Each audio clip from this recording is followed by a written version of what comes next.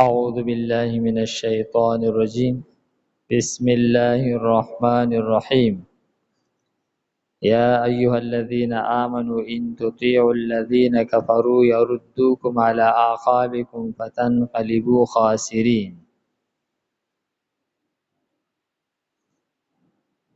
دی آیت مبارکه کې د مؤمنانو ته حکم کړل شوی دی چې د کافرانو خبره ممنئ. مخکې آیتونو کې د تیر شوي امتونو د پیغمبرانو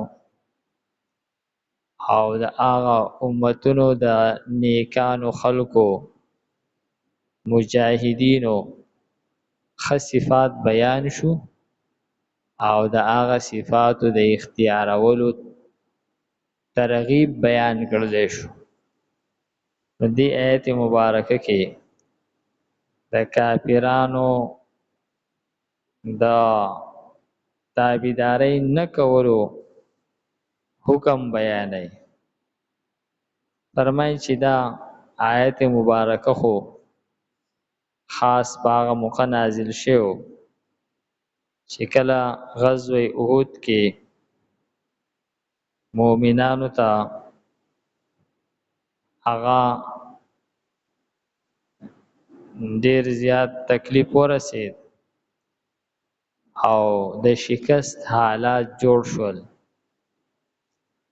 نو کافرانو مؤمنانو ته دا ترغیب ورکول شروع کړل چې دا پیغمبر په حق نه دی، که دی په حق وي نو د به وس هغه جنگ ګټلی وي، تاسو خپل دین ته واپس راشئ. دې آیت کې فرمایي چې تاسو د کافرانو تابعداري مه کوئ، د دوی خبره مه منئ. دوی خو تاسو واپس کافران کول غواړي، د هغه کفر نه خو تاسو یو پیر خلاص شوي او زمونږه عام طور زمونږ زړه خبر ډیر زر یریږي او د نوي حالاتو نه مونږ ډیر زیات متاثر کیږو. یعنی دا کافران خو دا خبره کوي چې تاسو ګورئ دا تاسو ته شکست میلاو شول، نو دا پیغمبر په حق نه دی. دې خبرې په خلکو کافي اثر وکړو. حالانکه د دې نه یو کال مخکې غزوه بدر شوې وه، کافران په ډېر غټ تعداد کې وو، مکمل د اسلحې سره، او مؤمنان چې دا ډېر کم وو، 314 بغیر د اسلحې نه. نو که تاسو دې واقع ته ګورئ نو د دې نه یو کال مخکې هغه واقع ته خو هم پکار ده چې تاسو کتلی وی او د هغې نه تاسو عبرت اخیستی وی. نو تاسو د هغې نه کم عبرت واخیستلو چې دا اوس د عبرت دپاره ذریعه جوړوئ. حالانکه په غزوه احد کې بیا هم کافرانو ته شکست میلاو شو، چې کله کافرانو ښه غلبه حاصله کړله او مؤمنان تس نه شول، دوباره مؤمنان راغونډ شول، کافران لاړل وتښتېدل. د لارې منځ ته چې ورسېدل نیمه لارې وواله بیا ودرېدل چې بای دا مونږ ولې راوتښتېدو، په کار ده چې دا مؤمنان تښتېدلی مونږ خو غالب وو، چې مونږ غالب وو نو دا مونږ راوتښتېدو ولې. نو شکست خو دغې ته وایي چې کم کس وتښتي. نو اگر چې د مؤمنان نقصان شو، لیکن دا ده چې تیښته هغه مشرکینو کړې وه. نو فرمایي چې ای مؤمنانو تاسو د کافرانو خبره مه منئ، یردوکم واپس کوي دوی تاسو علی اعقابکم ستاسو په پوندو سره، یعنی تاسو واپس کفر ته اړول غواړي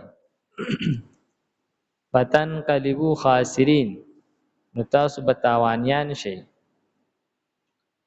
فرمایي چې کچره یو کافر چاته دسی یو نیک او ښه خبره کوي چې داغه پیدا او داغه صحیح کېدل ښکاری، نو په اجماع د امت سره داغه منل جایز دی. یا یو کس د اهل کتاب او د زنانه سره نکاح وکي نو بیا داغه مشوره اوریدل او منل چې کله پای کې مصلحت ښکاری نو دام جایز دی. او دلته کې عام منع کړل شي دا د کافرانو د خبرې منلو نه، کله چې داغه نقصان یي یا داغه نقصان هغه ظاهره سپیده نخ کاری، که ظاهره پیدا پکې نخ کاری دا نو بیا داغه منل نه دی پکار. سنلقي في قلوب الذين بل الله بلکې الله تعالی چې مولا کو دوست تاسو دی، الله تعالی تاسو دوست دی مددگار دی، نو خبره د دوست منل پکاري نه چې د دشمن. کافران خو تاسو دشمنان دي. او هو خیر الناصرین او الله تعالی بهترین مددگار دی. سنلقي في قلوب الذين كفروا الرعب او ډیر ضرب مونږ واچو د کافرانو په زړونو کې یرا بما د دی وجنا اشرکو بالله چې دوی شرک کړي دي د الله تعالی سره، شریکان جوړ کړي د الله تعالی سره ما هغه څه لم ينزل به سلطانه چې پاغي باندې الله تعالی څه دلیل نه نازل کړي، څه دلیل پېشته نه، او د الله تعالی سره شریکان جوړي. نو دا د دوی د ناکامۍ د پاره او غټه وجه ده چې دوی ګوي د الله نه علاوه د نور مخلوق نه هم یریږي چې دا د الله سره شریک دی او د پلانې کار کوي او د هغه کار کوي، دی به مال پیدا راکړي او هغه به ماته نقصان را ورسي. نو دوی چې دی د دوی پړونو کې الله تعالی یرا چولې ده، ځکه چې دوی د الله نه علاوه په نور سبانه هم اعتماد کوي، د الله نه علاوه د نور شانه هم یریږي، د الله نه علاوه د نور شیزونو نه هم تملري. نو د دوی هغه ایمانی طاقت چې دی هغه نشته دی کم ایمانی طاقت چې د مؤمن سره. فرمایي چې د دوی په زړونو کې مونږ روب اچولې دي د دوی د شرک د وجنه. ومأواهم النار او ټکانه د دوی جهنم دی.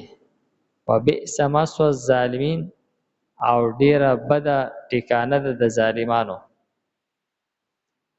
یا ایها الذین آمنوا اے مومنانو ان تطیعوا الذین کفروا اچریتا اوس تابعداري وکي د کافرانو يردوکم واپس پکې تاسو علی اعقابکم پخپل پند سره فتنقلبون وبګرځي تاسو خاسرین تاوانیان. بل الله بلکې الله تعالی چې مولاکم دوست تاسو دی او هو خیر الناصرین او هغه بهترین مددگار دی.